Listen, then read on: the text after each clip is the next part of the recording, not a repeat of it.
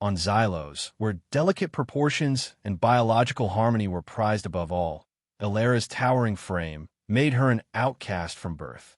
Standing nearly 2.5 meters tall, with pronounced musculature that would have made her a celebrated athlete on Earth, here she was a curiosity at best, a monstrosity at worst. The indigenous Xylans, slender, graceful beings with heights rarely exceeding 1.5 meters, viewed her with undisguised contempt, their whispers following her like shadows as she navigated through a world that seemed designed to remind her of her abnormality. Everything on Xylos was built to Xylan scale. Doorways that forced Elera to stoop, public seating that creaked beneath her weight, transportation designed for bodies half her size. But the physical discomfort was nothing compared to the social isolation. In Xylan society, reproduction occurred through a sophisticated bioelectric process they called the harmony wave, a synchronization of neural and cellular frequencies between compatible partners. This process was overseen by the Biological Council, the most powerful governing body on the planet, who determined reproductive compatibility and, by extension, one's social value. Elera had submitted herself to their evaluation only once, at the mandatory age of 25. She could still recall, with perfect clarity, the sterile examination chamber, the cold metal surfaces reflecting the harsh white light, and the row of Xylan officials observing her with clinical detachment from behind a transparent barrier. The tests had been invasive, humiliating, and ultimately devastating.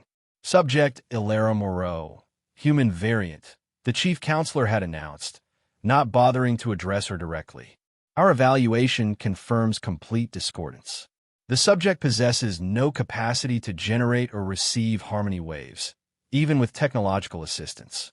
The anatomical disparities are too significant for any reproductive function within our society. The words have been delivered with scientific precision, but the underlying message was clear. She was defective, an evolutionary mistake, unworthy of perpetuating life. That had been 3 years ago. Now, at 28, Elera lived in the fringe district, a neglected area of the capital city where those deemed unsuitable were effectively quarantined.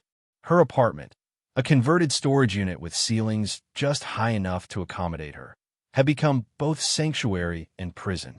She had constructed a life of carefully managed expectations and routines designed to minimize interaction with the wider Xylan society. Elera worked in resource processing, her strength making her valuable for tasks the Xylans found too strenuous. It was thankless work, but it allowed her a meager income and, more importantly, shifts during off-peak hours when she could move through the city streets without enduring too many stares or whispered comments. Still, there were days when the weight of her isolation crushed down upon her with more force than any physical burden she had ever carried. In her darkest moments, usually late at night when sleep eluded her, Elera would stand before the small mirror in her bathroom, examining her reflection with the same clinical detachment the council had shown her. She would trace the contours of her muscular shoulders, the length of her strong limbs, the breadth of her hands. In these private moments, she would allow herself to wonder what it might have been like to be born normal, either normal by human standards on Earth, or better yet, normal by Xylan standards here. To be accepted, to belong, to be worthy of continuation. But such thoughts were dangerous indulgences. By morning, she would have locked them away again, armoring herself with indifference as she prepared to face another day of averted gazes and deliberate distances.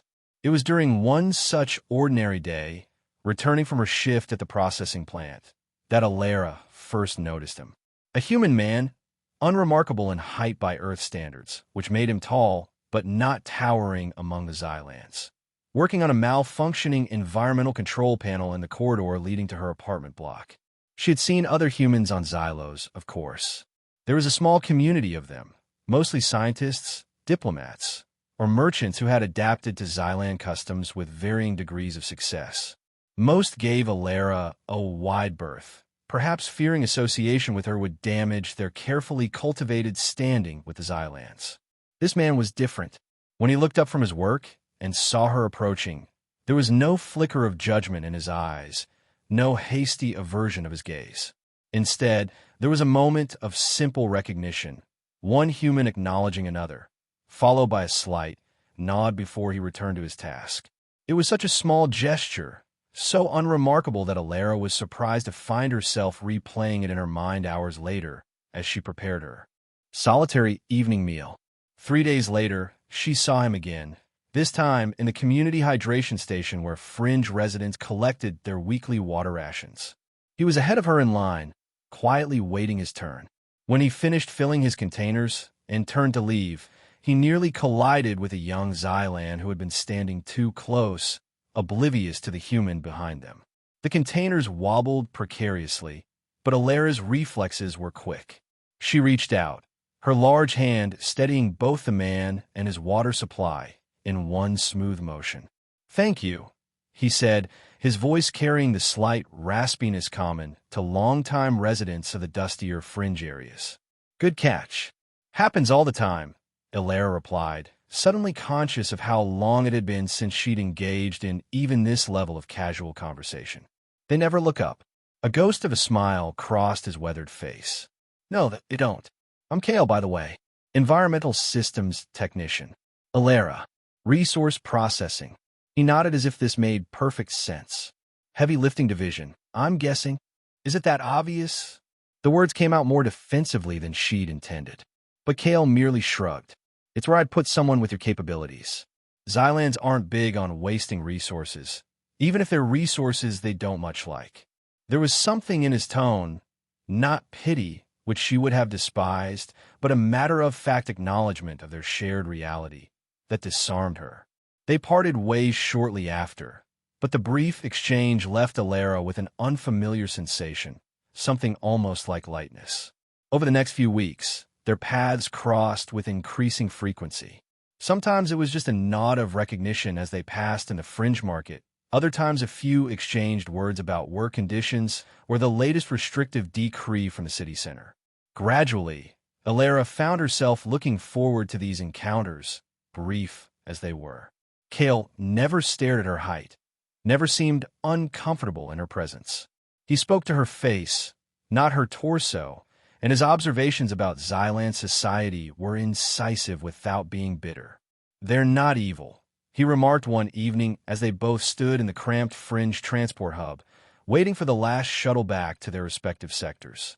"Just profoundly inflexible. They've evolved in such perfect harmony with their environment that any variation feels threatening." "Is that supposed to make me feel better about being classified as a biological threat?" Alara asked, though without real anger. Kale's eyes crinkled slightly at the corners. "Not better, just more accurately informed about your oppressors." It was the closest thing to a joke she'd heard in months, and Alara found herself smiling despite herself. Their casual acquaintance might have continued indefinitely in this pattern had it not been for the ventilation system failure. It happened suddenly, during a particularly hot cycle, a complete shutdown of atmospheric regulation in 3 fringe sectors, including both their residential blocks. As temperatures soared and air quality plummeted, emergency response was sluggish. The Biological Council, which oversaw all infrastructure, considered the fringe a low priority. Alara had been assigned to an emergency response team due to her strength. When she arrived at the central circulation hub, she found Kale already there, his face streaked with lubricant as he worked feverishly to bypass a damaged control circuit. "The main cooling system is locked down," he explained without looking up. "Safety protocol when there's a surge. But I can't reset it without accessing the primary junction, and that's behind this." He gestured to a massive metal barrier that had automatically sealed off the maintenance shaft. Alara assessed the situation quickly. "Can you bypass it if I get you in there?" Kale nodded, wiping sweat from his brow. "Theoretically, but that's reinforced alloy. They don't make these things to be forced." Without further discussion, Alara positioned herself before the barrier, braced her feet, and applied steady pressure to what her experience told her was the weakest point. For a moment, nothing happened. Then, with a groan of protesting metal, the barrier began to give way. It took every ounce of her considerable strength, but finally, she created an opening just wide enough for Kale to slip through.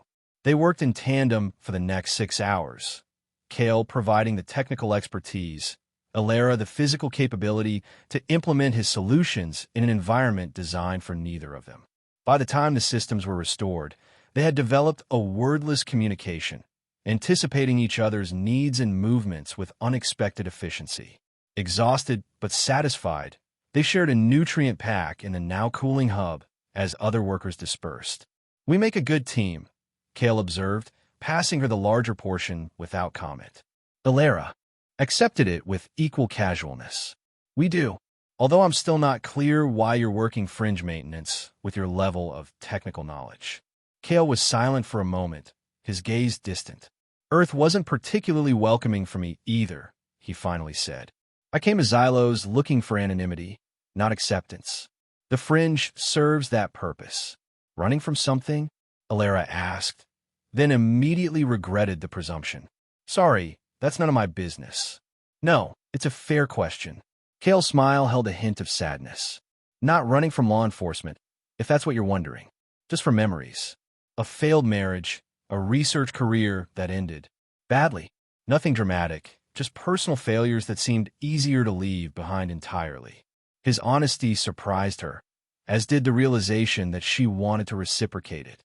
"I came here as part of a scientific exchange program," she found herself saying. "I was supposed to be studying Xylan agricultural techniques. I didn't realize I'd be the one under examination instead." Kale nodded. "And by the time you understood what this society really valued, it was too late to go back without admitting failure," Alara finished. "Exactly." In the aftermath of the ventilation crisis, their relationship deepened. They began sharing meals occasionally, then regularly. Kale's quarters were as cramped for him as Alara's were for her, but in different ways, and they found a certain comfort in witnessing each other's adaptations to a world not built for them. Kale had modified standard Xylan furniture to accommodate his taller frame, though it still fell short of Alara's needs. He had a small collection of Earth books, actual physical volumes, and a surprisingly extensive knowledge of old Earth music, which he played on a salvaged audio device. These small touches of humanity, so casually displayed, created a space where Alara gradually lowered the defensive wall she had maintained for so long. For his part, Kale seemed genuinely fascinated by Alara's perspectives, often asking her opinion on matters ranging from fringe politics to the physiological adaptations she'd developed. He listened when she spoke, really listened, with an attentiveness that made her increasingly conscious of how rarely she had been truly seen or heard on this planet. "Do you ever think about going back?" he asked one evening as they sat on the reinforced bench she had constructed on her small balcony, watching the triple moons of Xylos rise over the distant central city. Alara considered the question. "To Earth? Sometimes. But I've been gone almost 8 years now. I'm not sure what would be waiting for me there." She glanced at him. "What about you?" Kale shook his head. "There's nothing for me there. At least here, I can be invisible in a way that suits me." "Invisible," Alara echoed, looking down at her own conspicuous form. "That was never an option for me." Kale turned to face her fully then, his expression serious. "You know what I've noticed about you, Alara? You carry your body like it's a burden you've been assigned to bear. But when you were forcing that barrier open or lifting that collapse beam during the cleanup, you moved like someone who knows exactly what she's capable of. There was power there and purpose. It was—" He paused, seemingly searching for the right word, "beautiful to watch." The compliment, so unexpected and so specific to her, left Alara momentarily speechless. She felt a flush creeping up her neck, a physical vulnerability more disconcerting than any feat of strength she'd ever attempted. "I'm sorry," Kale said quickly, misinterpreting her silence. "I didn't mean to make you uncomfortable." "You didn't," Alara answered, surprised to find it was true. "It's just been a long time since anyone saw me as anything but oversized and unsuitable." Their eyes met, and in that moment, something shifted between them. A boundary crossed, a possibility acknowledged. Kale reached out slowly, tentatively, and placed his hand over hers where it rested on the bench between them. His hand, while larger than a Xyland's, was still dwarfed by hers. Yet there was nothing hesitant in his touch. "I see you, Alara," he said simply. "All of you." The weeks that followed were a revelation for Alara. She discovered the pleasure of genuine companionship, of shared jokes and comfortable silences. She found herself laughing more, standing taller, becoming less concerned with minimizing her presence. With Kale, she began to reclaim parts of herself she had suppressed for years. Her dry humor, her intellectual curiosity, her capacity for joy. Yet beneath this newfound happiness ran a current of uncertainty. Physical attraction had developed alongside their emotional connection, but Alara was deeply conscious of their disparities. Her strength could easily hurt him. Her body might be as unsuitable for human intimacy as it was for Xyland. Reproduction. These fears kept her holding back, even as their closeness intensified. Kale sensed her hesitation, but never pressed. Instead, he continued to demonstrate in 100 small ways that her size was not a deterrent, but a feature he admired. He would casually ask for her help reaching high objects or moving heavy items, not with the reluctant necessity the Xylands displayed, but with easy appreciation. He noticed when she had to duck through doorways and would sometimes place a sympathetic hand on her back as she straightened on the other side. Then came the night that changed everything. A violent storm had knocked out power to the fringe sectors again. With repair crews overwhelmed, Kale had come to check on Alara, arriving at her door drenched and chilled from the freezing rain. She had ushered him in, found him dry clothes, comically oversized on his frame, and they had huddled together beside the small emergency heater she kept for such outages. "This brings back memories of Earth," Kale remarked, his voice soft in the dim glow of the heater. "Power outages during winter storms. The quiet afterward. We rarely lost power where I grew up," Alara replied. "But I remember camping trips, the darkness, the closeness." She was acutely aware of his shoulder pressed against her arm, the subtle rhythm of his breathing. "Alara," Kale said after a long moment, "I need to tell you something, and I hope it doesn't ruin what we have." He turned to face her, his expression serious in the flickering light. "I'm in love with you. I have been for weeks. I understand if you don't feel the same, or if you think it's too complicated. I just needed you to know." The confession hung in the air between them, as tangible as the warmth from the heater. Alara felt her heart racing, a mixture of elation and terror coursing through her. "It is complicated," she finally managed. "Kyle, you know what I am. What the biological council declare me to be. I'm literally twice your size. I could hurt you without meaning to." Kale's hand found hers in the semi-darkness. "You won't hurt me. I trust you. And as for what you are, you're the most extraordinary person I've ever known. Your size is part of that. Yes, but it's just one part of all that makes you who you are." His fingers tightened around hers. "I love every part." Something inside Alara that had been coiled tight for years began to unravel. She raised her free hand, hesitantly at first, then with growing confidence, and cradled his face. His stubbled cheek felt impossibly delicate against her palm. "I love you too," she whispered, the words feeling foreign yet perfect on her lips. "But I'm afraid." "Tell me what you're afraid of," he urged gently. "Everything. That this can't work. That I'll never be enough. That I'll be too much. That you'll see me as they do, eventually." Kale turned his face to press a kiss against her palm. "I have never seen you as they do. I never will." His eyes held hers, unflinching. "We can figure out the rest."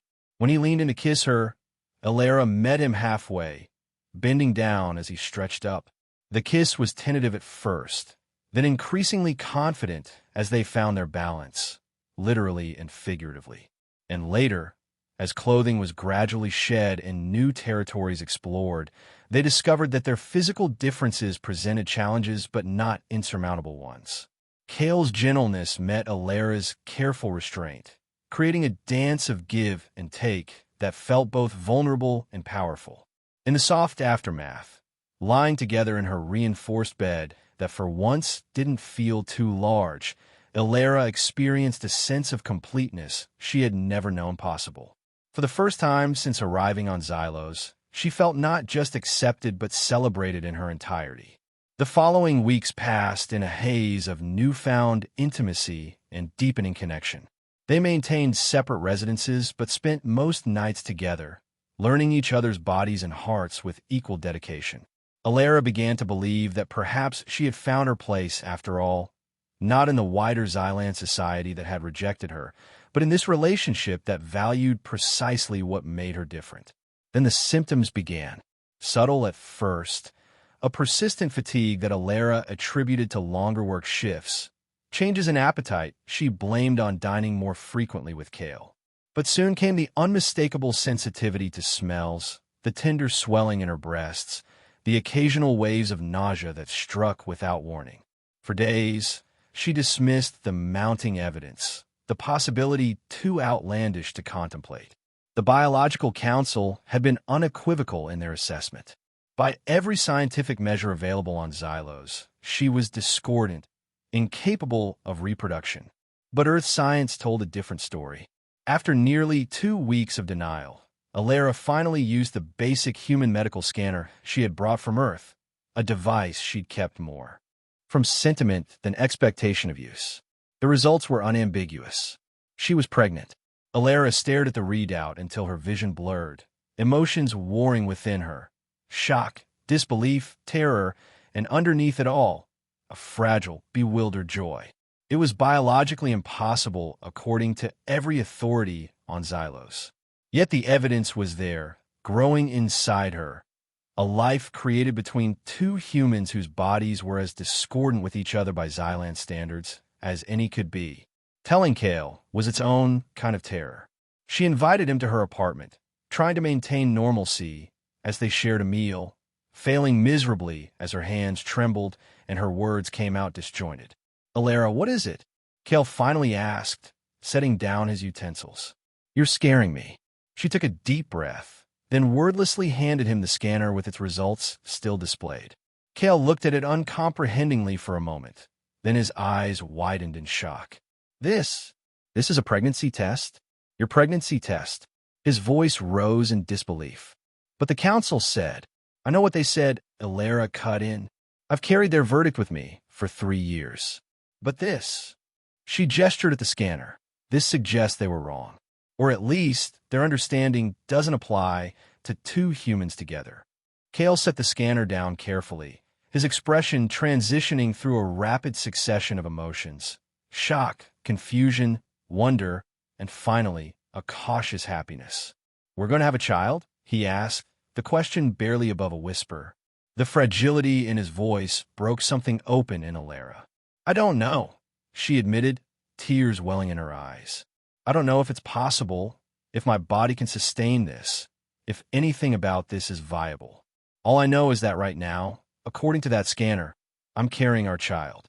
Kale moved to kneel beside her chair, taking her large hands in his. "Then we figure out," he said with quiet determination. "Together. Whatever happens." His immediate support gave Alara courage, but the reality of their situation remained daunting. A pregnancy that defied Xylan biological understanding, taking place in a body already deemed aberrant, in a society that valued conformity above all. The challenges ahead were immense.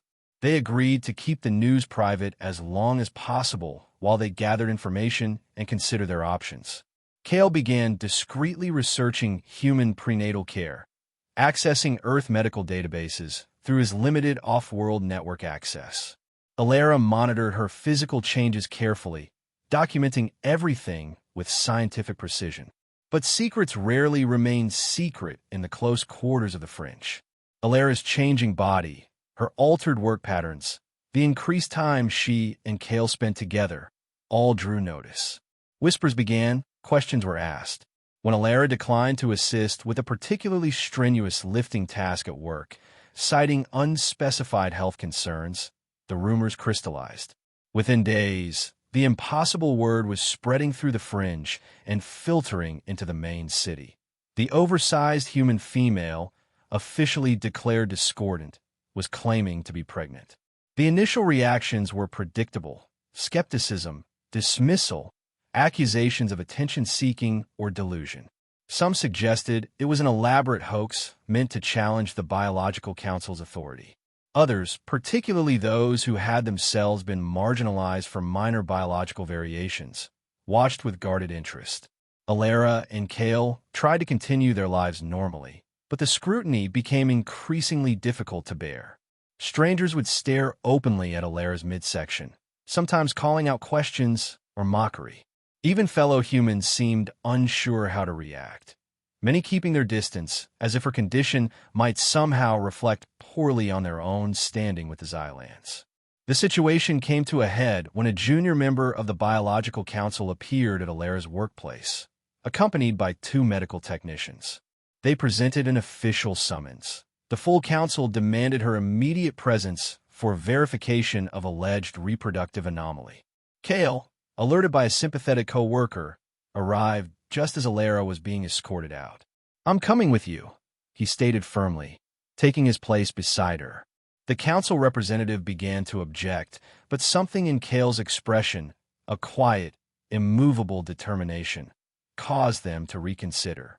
The journey to the council chambers was tense, the transport specially reinforced to accommodate Alara's weight.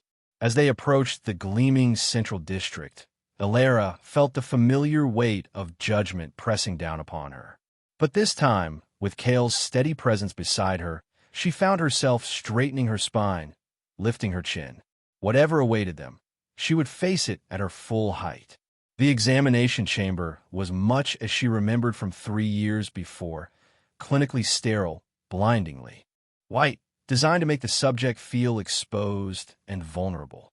The council members sat in tiered seating behind a transparent barrier, their slender forms and large eyes giving them an almost insect-like appearance from Alara's perspective. Subject Alara Moreau. The chief counselor began, his voice amplified to fill the chamber. "You have been brought before this council to address claims regarding your reproductive status. Our records clearly indicate your classification as discordant, yet reports suggest you are experiencing a pregnancy. How do you account for this contradiction?" Alara stepped forward, conscious of every pair of eyes fixed upon her enormous frame. "There is no contradiction," she stated clearly. "Your assessment that I cannot reproduce through Xylan methods or with Xylan partners was correct. However, your conclusion that I cannot reproduce at all was premature. I am carrying a human child, conceived with a human partner." A murmur rippled through the council members. The chief counselor's expression remained impassive. "That is a significant claim, which requires verification. You will submit to comprehensive scanning immediately." It wasn't a request. Alara glanced at Kale, who nodded reassuringly. "I'll be right here," he promised. The examination that followed was thorough and impersonal.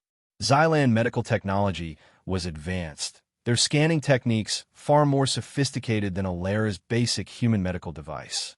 For over an hour, she was probed, scanned, and analyzed by machines calibrated for bodies much smaller than hers. The technicians maintained professional detachment, but Alara could see their confusion as they reviewed results, conferring in hushed tones before running tests again. Finally, the chief medical officer approached the council barrier, datapad in hand. He conferred briefly with the council members, his back to Alara and Kale. The chamber had gone utterly silent. When the chief counselor spoke again, there was a new note in his voice, something almost like uncertainty. "Our examinations confirm that subject Alara Moreau is indeed supporting a developing life form within her reproductive system. The entity appears to be a hybrid of her genetic material and that of another human, presumably." He glanced at Kale. "This male specimen." Kale bristled at being referred to as a specimen, but Alara placed a warning hand on his arm. This was not the moment for confrontation. "This development is unexpected," the counselor continued. "It contradicts our understanding of discordance and raises questions about our classification systems. The council will require time to analyze these findings and determine appropriate protocols." "With respect," Alara said, stepping forward again, "I am not a protocol issue to be resolved. I am a person experiencing a pregnancy, something your council previously declared impossible for me." My partner and I simply wish to continue our lives and prepare for our child without interference." The council members exchanged glances, their large eyes blinking rapidly, a sign of agitation in Xylan physiology. "This situation has no precedent," the chief counselor stated. "Until the council reaches a determination, you will report for weekly monitoring. Your health and that of the offspring will be documented for scientific purposes."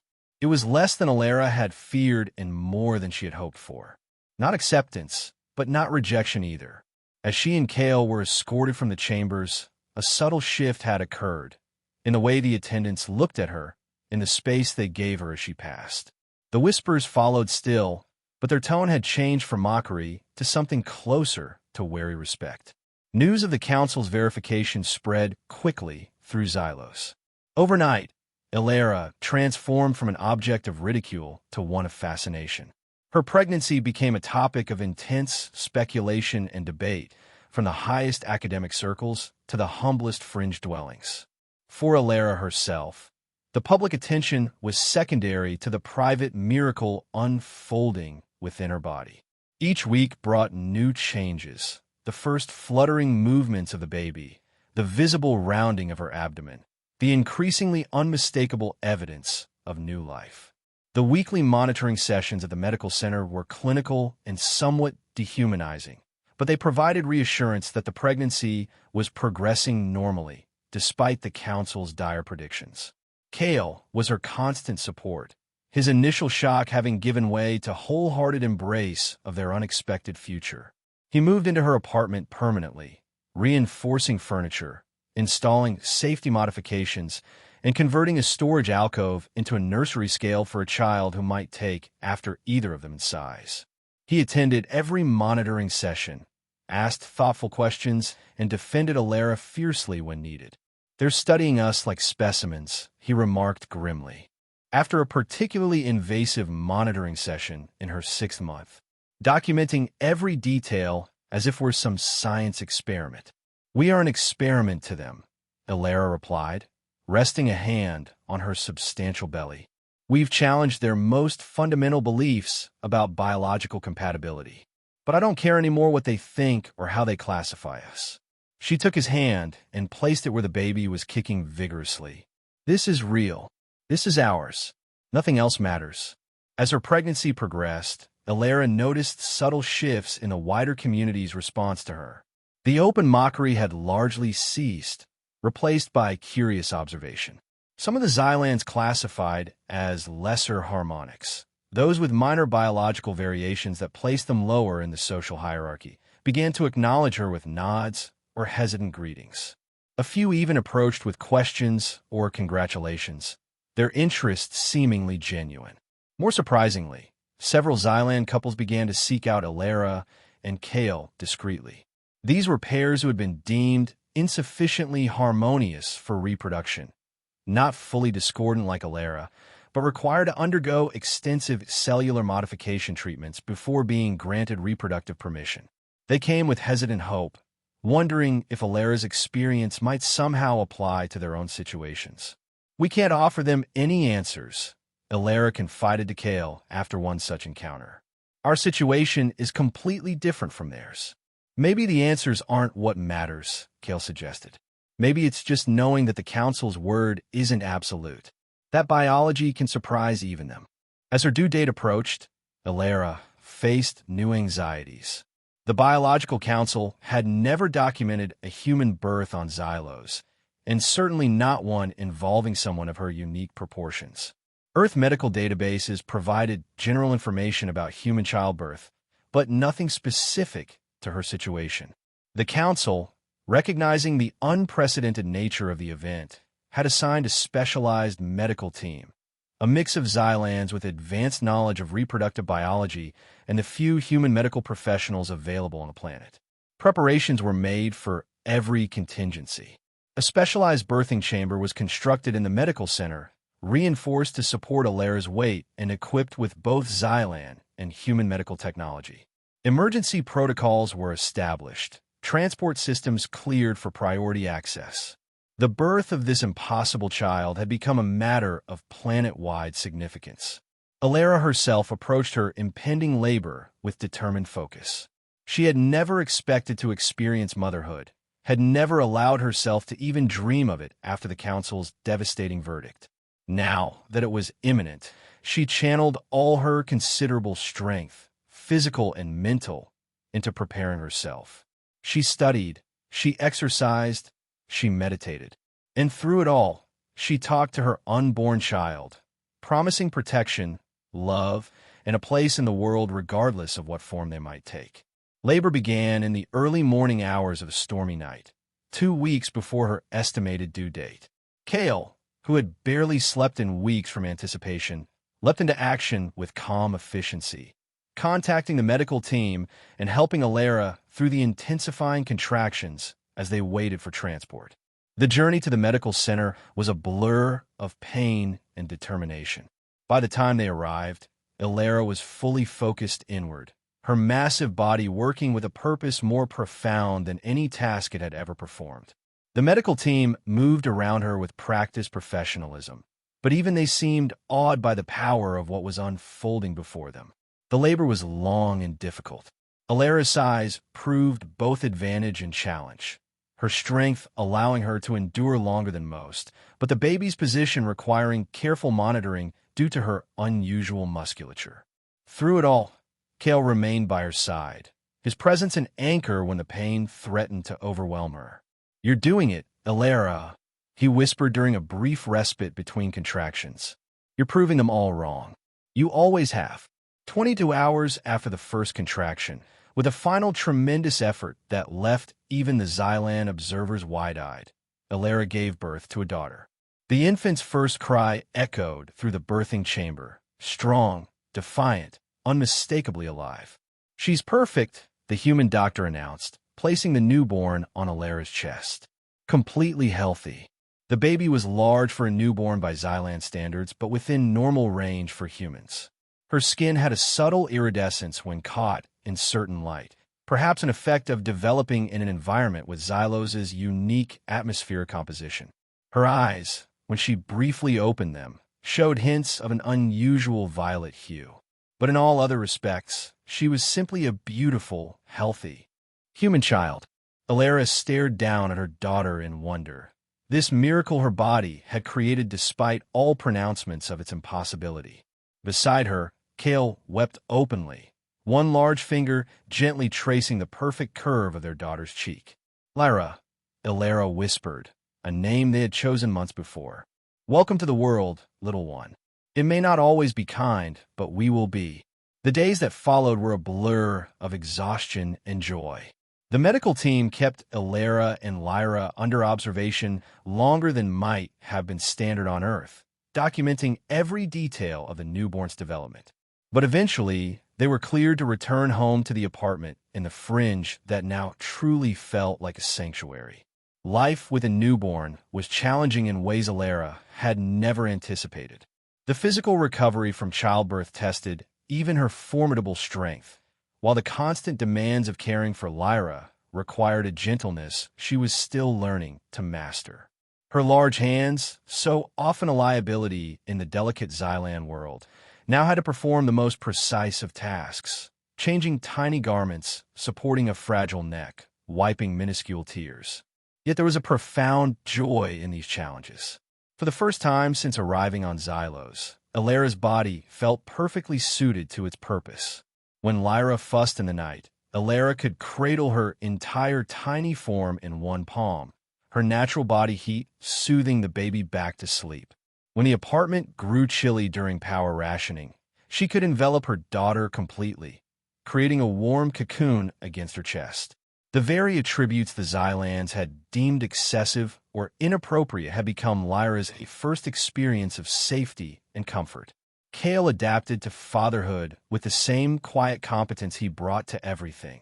His technical mind, now devoted to optimizing sleep schedules and perfecting the angle of Lyra's bathing basin.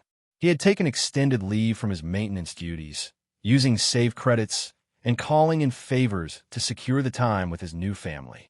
In the early mornings, Alara would often wake to find him sitting by the window with Lyra in his arms, pointing out the changing colors of the Xylos dawn sky, speaking to her in low, serious tones, as if she understood every word. "I'm telling her about Earth," he explained when Alara asked. "About deserts and oceans and snow. Things she may never see, but that are part of her heritage. Do you regret that she'll grow up here instead of there?" Alara asked, a question that had troubled her own thoughts during sleepless nights.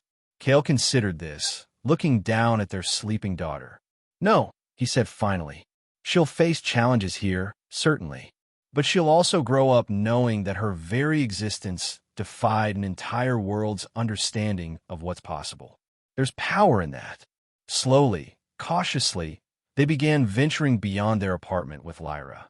The first excursions were brief, a walk around the residential block, a visit to the community garden. Alara carried Lyra in a sling adapted for her proportions, the baby secured against her chest like precious cargo. She moved with new awareness, her usual careful navigation of the too small Xylan world now heightened by maternal protectiveness. The responses they encountered varied widely. Some fringe residents, particularly those who had faced their own exclusion from mainstream Xylan society, offered genuine congratulations or small gifts for the baby.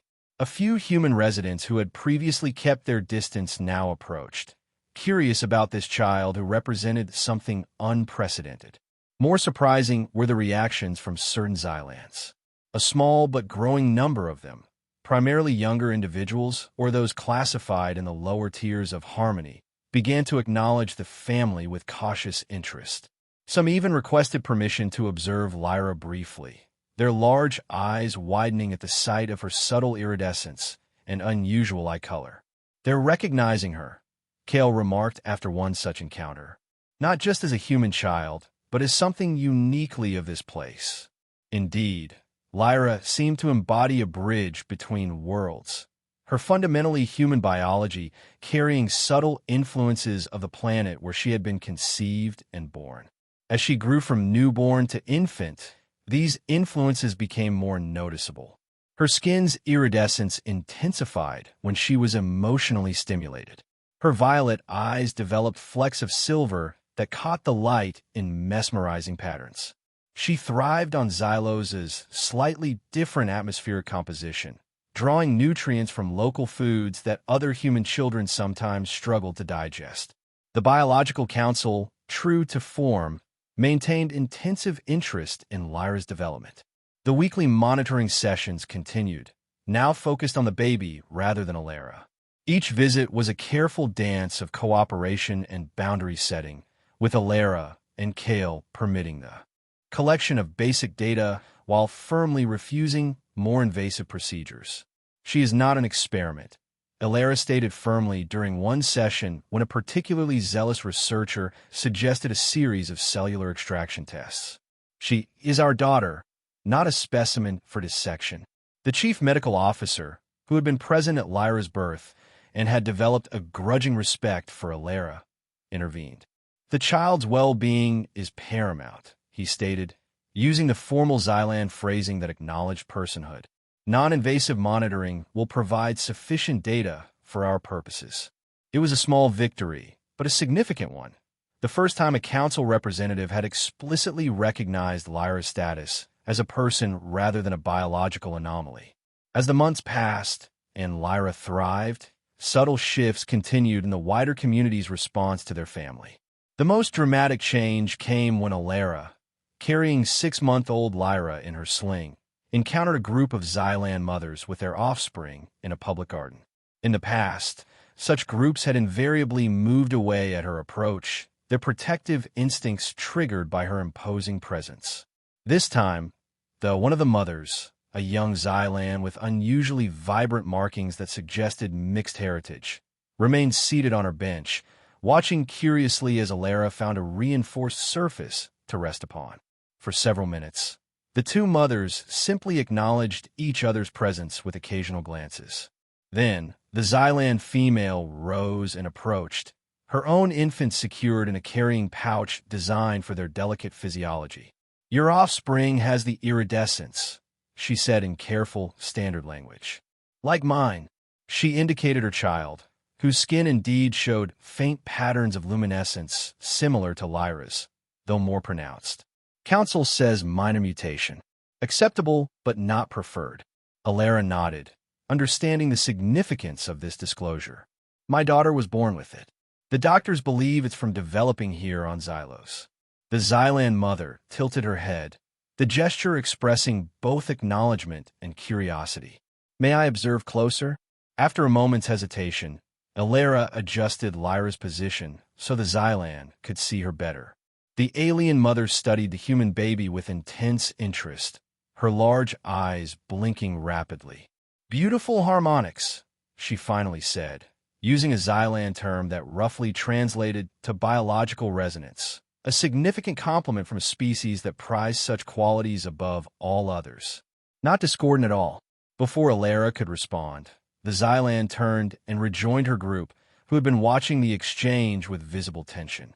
But a barrier had been broken. In the weeks that followed, similar interactions occurred with increasing frequency. Never large groups, never extended conversations, but brief moments of connection, one mother to another, transcending species and social conventions. Kale observed these developments with quiet satisfaction. It's happening just as I thought it might, he told Alara one evening as they watched Lyra practice rolling over on the living area floor. She's changing things just by existing. She shouldn't have to be a revolutionary just by being born, Alara replied, though without bitterness. But I'm glad if her presence makes some of them question their rigid categories. The most significant challenge to those categories came as Lyra approached her first birthday. The Biological Council, having compiled months of monitoring data, requested a formal presentation of their findings to be delivered to both the scientific community and representatives from the human diplomatic contingent on Xylos. Alara and Kale were asked to attend with Lyra, not as subjects this time, but as acknowledged participants. The venue was the Grand Assembly Hall, a space Alara had never expected to enter given its prominence in Xylan society. Accommodations had been made for her size, a specially reinforced chair placed slightly apart from the tiered Xylan seating, positioned with clear sight lines to the central presentation area. Kale sat beside her, holding Lyra, who was alert and curious in her formal clothes, tiny fingers reaching for the shimmering light patterns that decorated the hall's high ceiling. The chief medical officer delivered the presentation, his tone clinical but not without a certain underlying excitement as he detailed Lyra's development. The data was projected in three-dimensional holograms, growth charts, cellular analyses, neural mapping. To most observers, it would have appeared highly technical, but Alara and Kale had become well-versed in such measurements over the past year. Subject Lyra exhibits a unique physiological profile, the medical officer concluded. While fundamentally human in genetic structure, she displays adaptive characteristics previously undocumented in human offspring. Most notably, the integumentary, luminescence response, enhanced atmospheric filtration capacity, and neural activity patterns that show subtle rhythmic similarities to Xylan harmonics. He paused, his large eyes scanning the assembled audience. These findings suggest that previous assumptions regarding species adaptation and reproductive discordance require significant revision. The binary classification system currently employed by the Council may be insufficient to account for the biological complexity demonstrated by this case. A murmur ran through the assembled Xylans. Not quite dissent, but profound discomfort with such a direct challenge to established doctrine. The human diplomats leaned forward, suddenly more attentive. This was veering from scientific presentation into policy territory. While the Council does not propose immediate changes to classification protocols, the medical officer continued, we recommend establishing a new research initiative to explore adaptive reproduction and the potential for greater biological flexibility than previously recognized. As the presentation concluded and discussion began among the various factions, Alara found herself strangely detached from the debate. The political and scientific implications were significant, yes, but as she watched Lyra begin to doze against Kale's shoulder, tiny fists clutching his shirt, she realized that the most important outcome had already been achieved. Her daughter existed. She was healthy and thriving. She was loved. The formal policy changes, when they eventually came, were modest by revolutionary standards, but profound in their implications. The Biological Council established a new classification category, adaptive potential, for individuals previously labeled discordant who might, under specific circumstances, possess reproductive compatibility outside established parameters. The monitoring program was expanded but made voluntary, with incentives rather than requirements for participation. For Alara and Kale's family specifically, the changes meant a gradual increase in social acceptance, if not complete integration. They were offered housing in an intermediate district between the fringe and the main city, an area with higher ceilings, stronger infrastructure, and proximity to a small but growing community of mixed-species families and non-conforming Xylans. They accepted, recognizing the advantages for Lyra as she grew. Their new home became something of an unofficial gathering place for others navigating life outside Xylan norms. Human expatriates seeking connection with their own kind. Xylan couples struggling with reproductive restrictions. The rare interspecies partnerships that existed despite overwhelming social pressure. These visitors came first out of curiosity about Lyra, but many returned for the simple comfort of being in a space where difference was not merely tolerated but celebrated. Alara found herself becoming an unexpected advocate, not through speeches or formal protests, but through living visibly and authentically. When she walked through the market with Lyra perched on her broad shoulders, her height allowing the child a view few others could enjoy, she no longer hunched or tried to minimize her presence. When questions came about her oversized body, she answered matter-of-factly, neither defensive nor apologetic. "My body is exactly the size it needs to be for who I am," she told a particularly inquisitive young Xylan who had asked why she didn't seek reduction treatments. "It's strong enough to protect my family and gentle enough to care for them. What more could I ask?" Kale, meanwhile, had been promoted within the Environmental Systems Division, his technical skills finally recognized beyond the fringe assignments. His work frequently took him to different districts, where he would casually mention his family, normalizing their existence in conversations throughout the city. He had a gift for disarming potential criticism with straightforward pride, speaking of Alara and Lyra not as exceptions or curiosities, but simply as the people he loved most in the universe. As Lyra grew from infant to toddler, her unique nature became more apparent. She developed faster than standard human children in some respects. Her motor skills and spatial awareness were exceptional by her second year, while showing unusual patterns in others. She was deeply sensitive to sounds beyond human hearing range, sometimes responding to Xylan vocalizations that neither Alara nor Kale could detect. Her skin's iridescence had developed into more controlled patterns, flaring or dimming in response to her emotions in ways that fascinated Xylan observers. Most strikingly, she showed an intuitive understanding of both human and Xylan social cues, switching her behaviors seamlessly between the two. With human children, she was physical and demonstrative. With young Xylans, she adopted their characteristic stillness and communicated through subtle gestural language they instinctively understood. It was as if she existed in a space between worlds, belonging fully to neither, but capable of navigating both. "She's building bridges without even trying," Kale observed one evening, watching Lyra playing with a mix of human and Xylan children in the community garden. The young Xylans had initially maintained their species' typical distance, but Lyra had gradually drawn them into her orbit through a game involving light patterns reflected from her iridescent skin onto the garden walls. "I worry sometimes," Alara admitted, resting her chin on top of Kale's head as they sat together on their reinforced bench, "about the pressure that puts on her. Being the first, being different." Kale leaned back against her chest, his hand finding hers. "We all carry burdens of expectation. At least hers comes with the knowledge that she was wanted so deeply, loved so completely, before she was even born." On Lyra's third birthday, they held a celebration in their home. a mix of Earth traditions Kale remembered from his childhood and adaptations for their Xylos life. The gathering included their closest friends from both species, an unimaginable social mixture just a few years earlier. As twilight fell and the triple moons of Xylos rose, casting their multi-hued light through the high windows, Alara stood back and observed the scene with quiet amazement. There was Lyra, her dark hair now showing streaks of silver that caught the moonlight, laughing as she tried to teach a human child and young Xylan a game of her own invention. There was Kale, deep in conversation with a Xylan engineer, hands moving animatedly as they discussed some technical challenge. And scattered throughout their home were dozens of individuals, human, Xylan, and a few other species, all coexisting in peaceful celebration. The path to this moment had not been easy.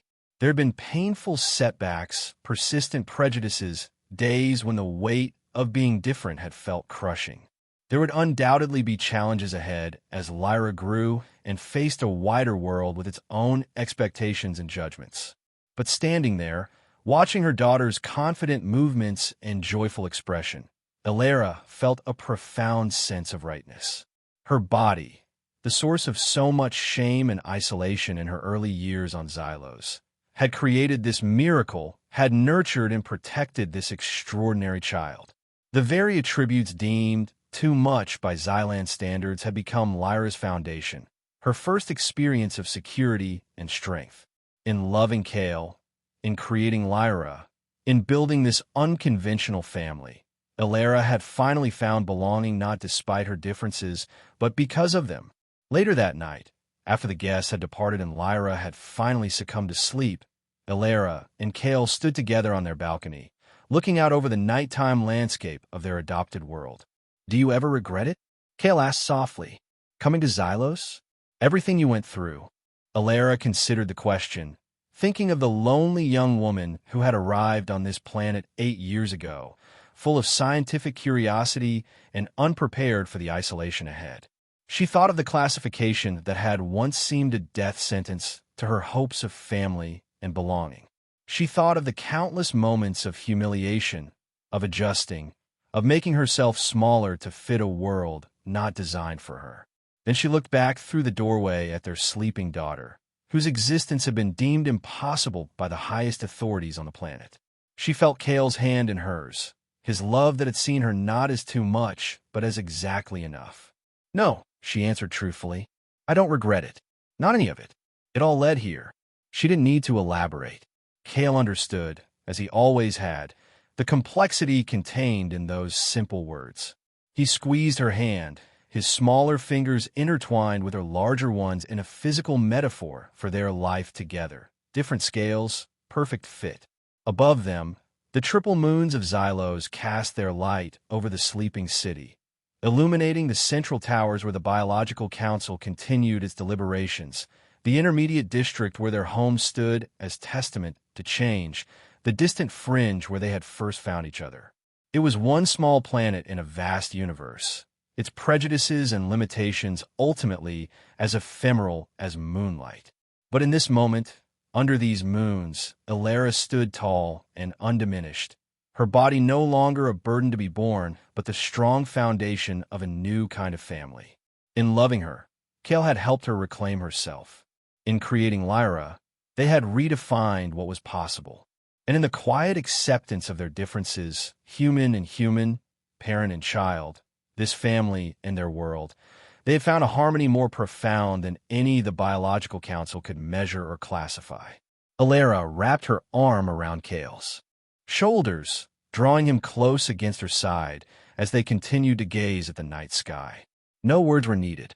They both understood the truth they had discovered together, that sometimes the greatest harmonies arise from the most unexpected combinations, and that love, stubborn, adaptive, defiant love, will always find a way to create new life, even in the most resistant soil.